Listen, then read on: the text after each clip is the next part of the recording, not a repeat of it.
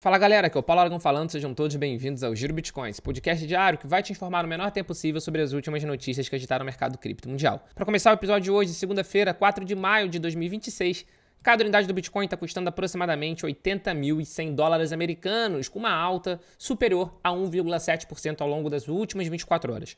A alta essa que tem sido vista praticamente por todo o mercado cripto. Segundo o maior criptoativo do mercado, por exemplo, o Ether, também está com uma valorização de 1,8%, com cada unidade nesse instante em $2.370.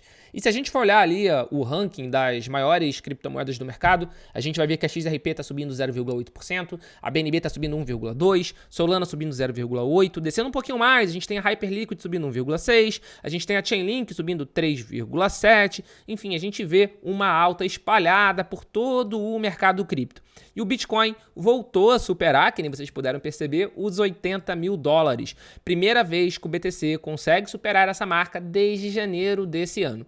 Na noite do dia de ontem, noite no Brasil, já era manhã lá na Ásia, o Bitcoin bateu pela primeira vez desde 2026 os $80.000. E isso é muito robusto, isso é muito significativo, porque a gente continua em um momento de grande tensão geopolítica, de grande tensão macroeconômica, e mesmo assim o BTC e mesmo assim o mercado cripto tem se mostrado mais do que resiliente. O mercado cripto tem conseguido prosperar mesmo com todas essas tensões acontecendo e com todas essas tensões atingindo o mercado.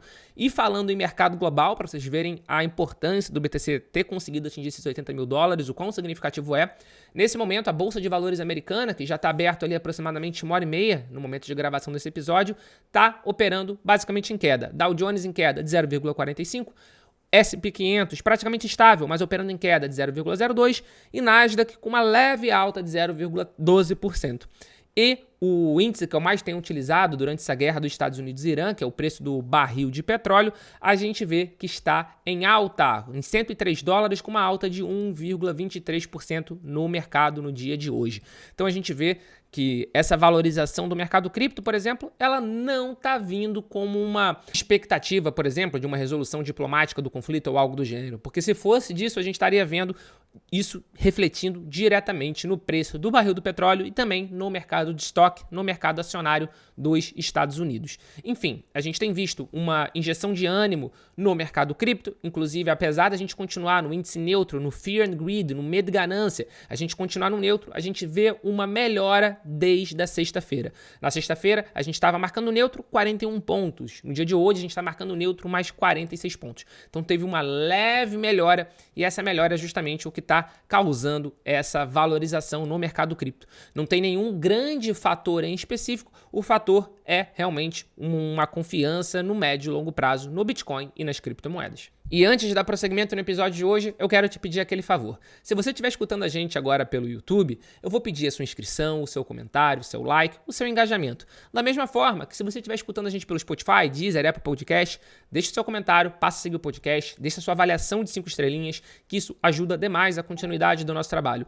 Eu produzo esse conteúdo aqui para vocês de segunda a sexta-feira, com as principais notícias do mercado cripto, e o que eu peço em troca é justamente esse engajamento. O seu engajamento faz com que a plataforma entenda o conteúdo como relevante e distribua para cada vez mais pessoas. Sem perder mais tempo, sem mais delongas, agora a gente vai falar um pouquinho sobre os ETFs de criptomoeda dos Estados Unidos na última sexta-feira.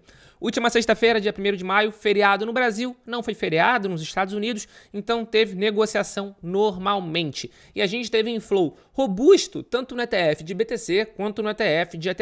O ETF de Bitcoin em específico, a gente viu uma entrada de 8.250 BTC, o que em dólar americano dá aproximadamente 629 milhões, e no ETF de ETH a gente teve ali um inflow, interrompendo já os 4 dias consecutivos de outflow que estavam se apresentando, de 44.848 ETH, o que em dólar americano deu 101 milhões de dólares. Então a gente está vendo muito ali que quando o mercado começa a se recuperar, a gente vê fortes entradas nos ETFs de criptomoeda.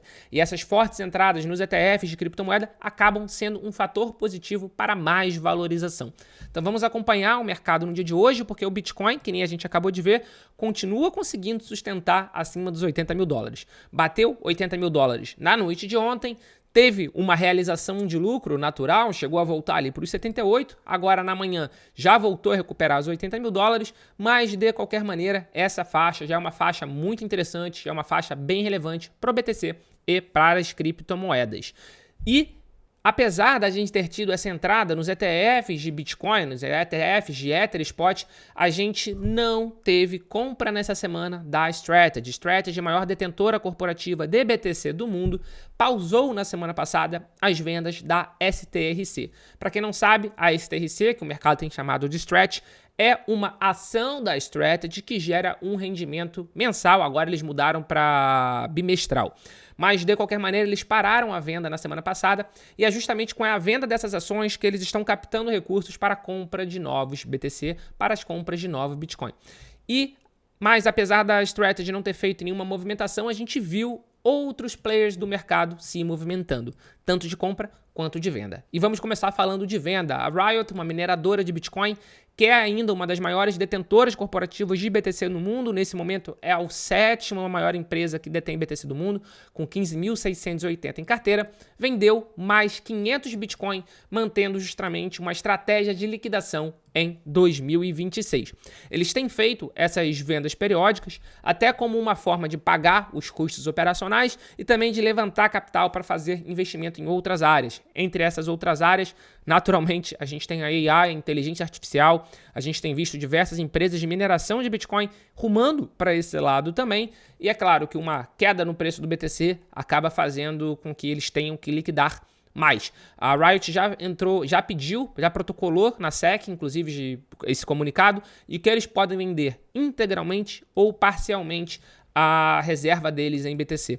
Então eles têm feito vendas periódicas, mas não é uma garantia que eles vão de fato vender os 15.680 BTC que ainda possuem. E se a gente viu a Riot vendendo, a gente viu a BitMine comprando cripto. A BitMine é a maior detentora corporativa de ETH e fechou a terceira compra via OTC, ou seja, via balcão, com a Ethereum Foundation. A Ethereum Foundation ia fazer uma venda de ETH no mercado de aproximadamente 10.000 ETH, e a BitMine queria comprar. Então, para não gerar essa pressão vendedora no mercado desses 10.000 ETH, que é bem pequeno, que seria facilmente absorvido pelo mercado, mas de qualquer forma, para não gerar essa pressão vendedora, a BitMine fez essa compra direta da Ethereum Foundation de 10.000 ETH por aproximadamente 23 milhões de dólares. BitMine, maior reserva corporativa, maior detentora corporativa de ETH do mundo, tem mais de 5 milhões de token ETH em carteira, que está com uma avaliação ali de quase 12 bilhões de dólares, e eles pegam grande parte desses ETH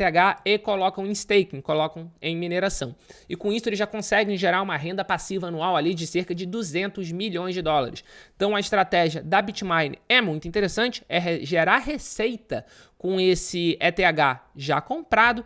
As ações da BMNR têm reagido positivamente, têm conseguido uma alta considerável ali ao longo das últimas semanas, justamente seguindo o movimento do ETH. Então a gente viu Riot vendendo, BitMine comprando e vindo agora aqui para o Brasil, a Orange BTC, maior detentora corporativa de Bitcoin do Brasil e da América Latina, comprou 2 BTC por aproximadamente 157 mil dólares, que dá um preço médio de 78.371.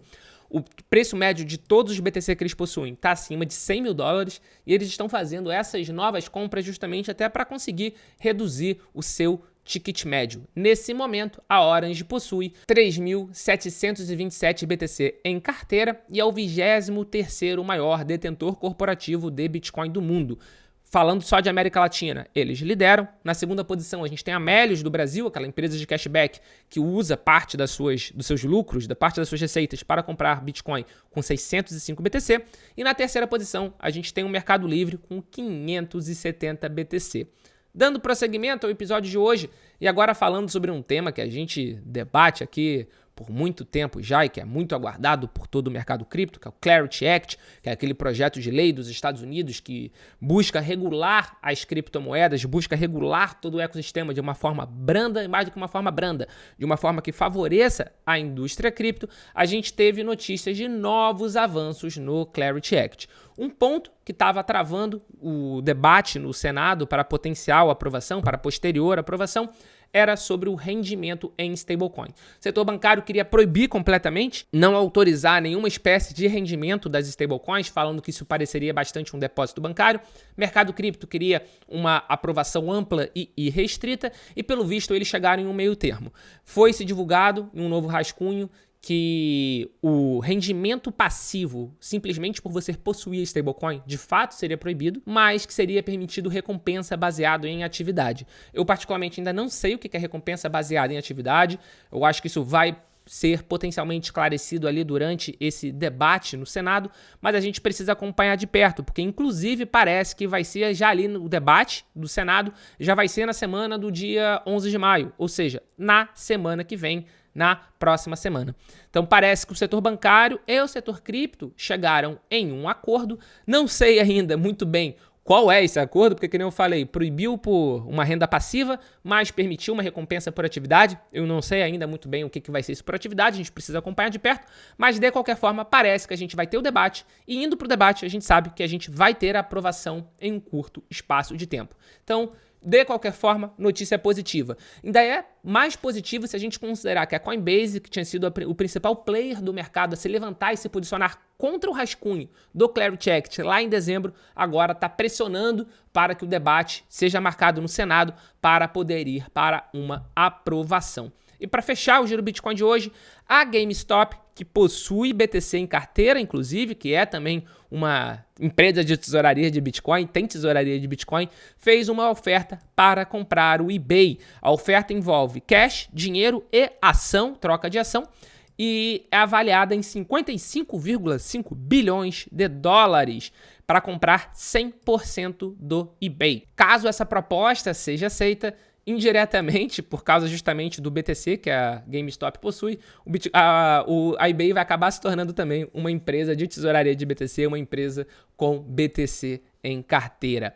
Então, era só uma curiosidade para a gente ver como essas empresas que têm BTC em carteira estão conseguindo avançar bastante no mercado, seja de uma forma ou de outra, e agora ali a GameStop quer comprar o eBay. E com isso a gente fecha o Giro Bitcoin de hoje. Muito obrigado pela sua companhia. Se você chegou até agora, você já sabe. Novamente, eu vou pedir o seu engajamento, seu like, seu comentário, o seu compartilhamento. Pega o link desse episódio, compartilha no seu grupo de WhatsApp, compartilha no seu grupo de Telegram, que cada view, cada like ajuda, conta e vale demais pra gente.